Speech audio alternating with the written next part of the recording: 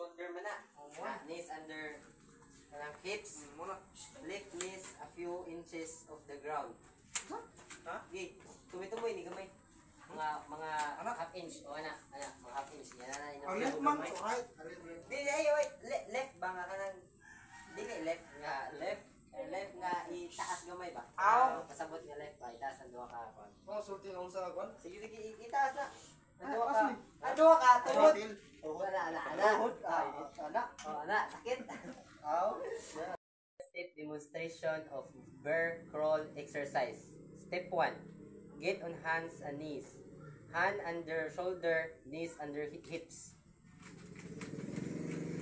Lift knees a few inches of the ground.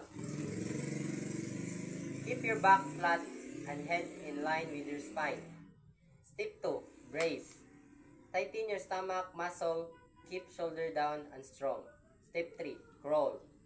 Move right hand and feet, left foot forward together. Then move left hand and right foot. Take small steady step. Step 4. Keep form.